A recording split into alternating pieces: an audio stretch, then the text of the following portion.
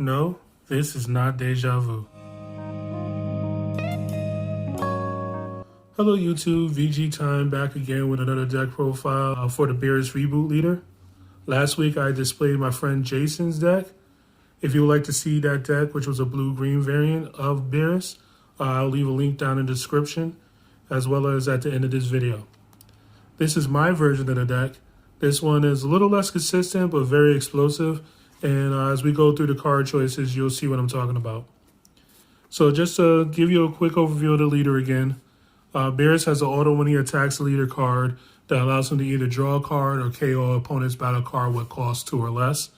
And then he has Awakening condition where if you're at 4 or more energy or 4 or less life, you could draw a card, untap an energy, and turn him over.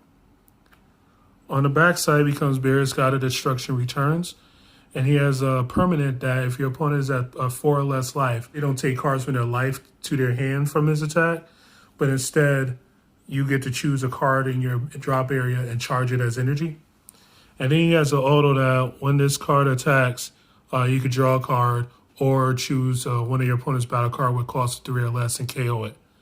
And then he has that famous activate main to pay 16 to win the game. So this deck is actually more focused around the tap 16 to win the game than Jason's was. Jason's could do that, but it was more so based upon playing very large, powerful threats and closing out the game that way. So this deck is blue-red. We're starting out with 4 copies of Mecha Frieza Energy Blight. This is your Ignore Energy cost exhaust card. This guy is actually relevant when you play him on the table because when he swings, he minus 5Ks an opponent's battle card or leader card. Then we have for our super combos 4 copies of Beerus Divine Obliterator. He untaps energy on your opponent's turn that is blue/red multicolor. I think he's actually perfect because he goes with our main defensive card in the deck, which is our 4 copies of Cooler Tyrannical Assault. He has arrival for a single red. Blue-red is the requirement for the arrival. And he has an auto that when you play him, you get to mill the top card of your opponent's deck and then choose up to 2 of their battle cards, ignoring barrier, and give them minus 10k. So that allows you to pick off small threats early in the game. In fact, you could charge a multicolor card, combo with the Beerus, and go straight to the Cooler, and your opponent has to deal with a 20k double striker that's pressuring their life total. Now, the engine that we use to ramp the energy in this deck, we run 4 copies of Super Saiyan Gogeta All Out Assault. So the purpose of the deck is to get to turn 6. Once you get to turn 6, by turn 8, you should have the 16 available to activate Beerus's effect to win the game automatically. So it has an effect, an auto that at the end of the turn, you get to take the top 2 cards of your deck and charge it into your energy, which brings you from 6 to 8. And then on your following turn, when you charge the 9, you get to EX evolve him into Super Saiyan Blue Gogeta Frenzy Burst. He has the EX evolve for 8 on top of a 6 cost red Gogeta BR. When you evolve him, you get to choose up to 6 cards from the top of your deck and put them into your energy. And then he has an activate main once per turn where if you're at 15 energy, you can choose up to 4 cards from your opponent's life and put it on the bottom of their deck in any order. So this is an alternative win condition. If they took early hits, they put themselves to 4 or whatever. If you could at least get to turn 7 and make this guy, you automatically win the game right there. We go to 15, and then on the following turn, if we charge 16, and this for some reason didn't kill them, you could just pay 16 to win with the leader effect. Then finally we have for our win conditions, Son Goku and Vegeta Apex of Power. This is the ultimate for the deck. It is Victory Strike. So that means that if it deals damage to an opponent, no matter what their life total is at, you automatically win the game. His activate main is not on the table because Beerus, sadly enough, is not a Universe 7 leader. But we just hard cast him for 8 because we're usually at 8 on turn 7. Now, to help us to search out our combo pieces being the 6-drop and 10-drop Gogeta, we play 4 copies of Preemptive Strike Super Saiyan God Vegeta. It has a Sparking 2 effect when you play him to look at the top 5 for a Gogeta BR, which is what both of those cards are. And you can add it to your hand and then shuffle your deck. And then it has that very relevant activate main where you could choose one of your opponent's battle cards, ignoring barrier, and give it minus 5k.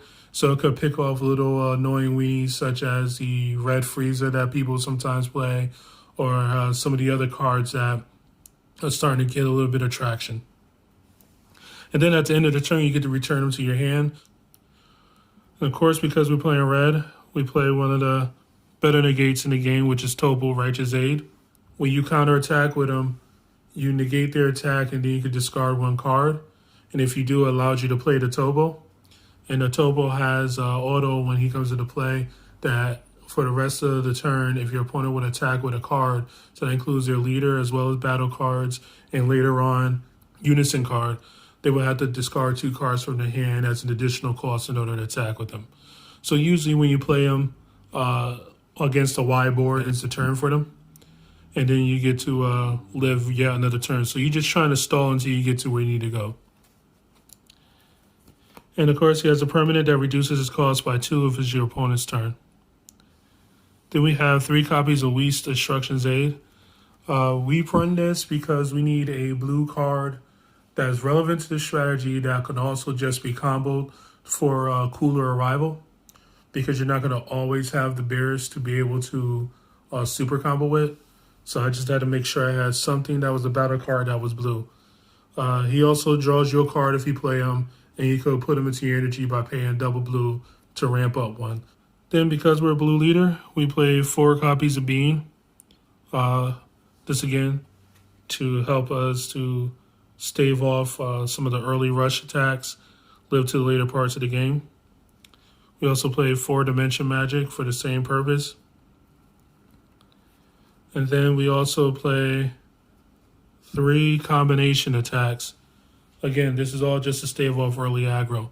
Combination attack is a card where you get to choose up to one of your opponent's battle cards with energy cost of 5 or less, return it to his hand. Then you get to choose one of your blue energy and turn it to active mode.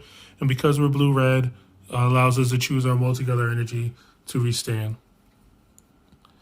Then if we're going against decks that also want to play a longer game, which we should have an okay battle against them, but there are like certain decks like the hand control decks, we have built-in ways of being able to fight against that. One is 3 copies of Barrier of Hope. This card right here is our barrier removal besides the cooler. That also, when it bounces the card back to their hand, draws you 2 cards. So it pluses you 1 card in your hand, which helps you against the hand destruction. And then we also play 3 copies of Tyranny's Cause to draw 2 cards. And if you happen to play a game where your opponent is also drawing a lot of cards, it makes them put cards back to their deck until they have only 11 cards in their hand. But their hand size doesn't really matter too much to you because of the way our win conditions work. And then last but not least, we play 2 copies of Bafuba to deal with their large bombing threats. And hopefully, again, buy us a turn or 2 to get to where we need to get at in the strategy.